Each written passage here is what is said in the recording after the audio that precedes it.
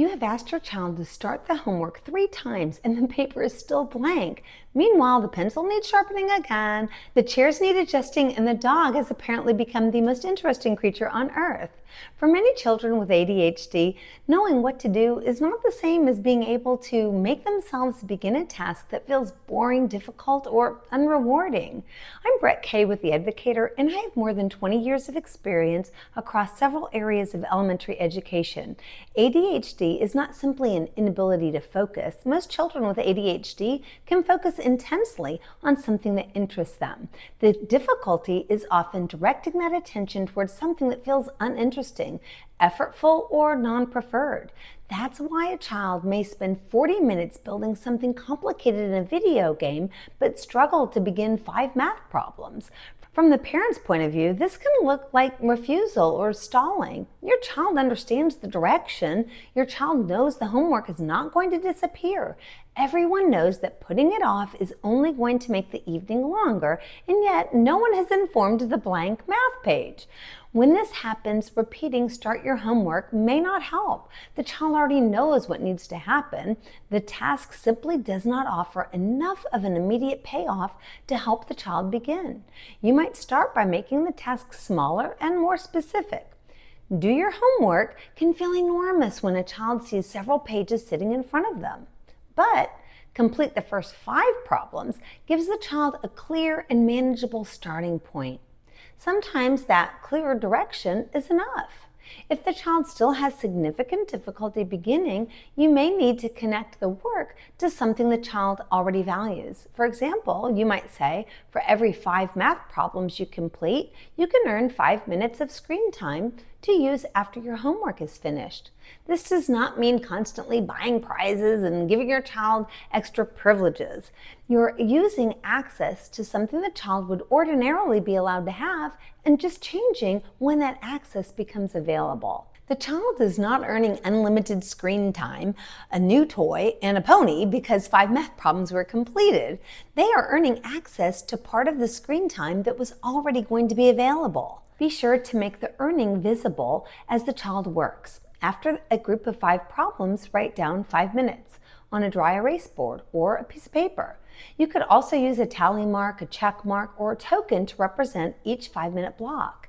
Now the child can see the earned time adding up as the work gets completed. The reward is not just a vague promise floating somewhere in the distant future. A simple finish and earn plan may be enough for one particular task, but some parents are dealing with several behavior struggles and are not sure what to reinforce, how much support to provide, or when to begin reducing that support. If you need help building the broader plan, the Parent's Complete Guide to Teaching Behavior walks you through understanding why a behavior may be happening, deciding what to teach instead, using reinforcement intentionally, and gradually reducing support. You can find it at theedvocator.com/resources. Homework is only one example.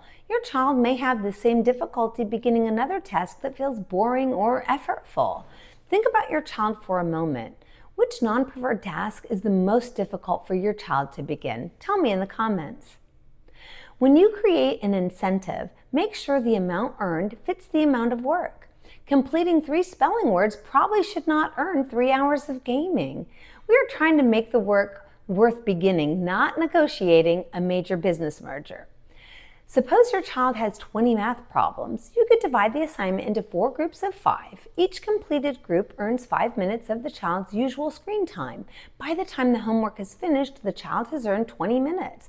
The exact number depends on the child and the assignment. The work sections need to be small enough that beginning feels possible, but not so small that you need an accounting department to keep up with the reward system. The goal is not to use incentives forever. Once your child begins the task more consistently, gradually fade the support. You might increase the amount of work completed before 5 minutes are earned. Later, the child may need only a clear direction, encouragement, and the natural relief of getting the task finished. But do not remove the incentive the moment it begins working. The behavior needs time to become more consistent before you fade what helped teach it.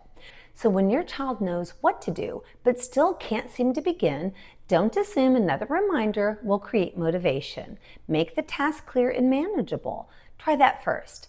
If the child still needs support, connect completing each small section to access to something the child already values. Keep a visible record of what the child earns and gradually fade the incentive as task initiation becomes easier. You are not bribing your child or continually giving more and more.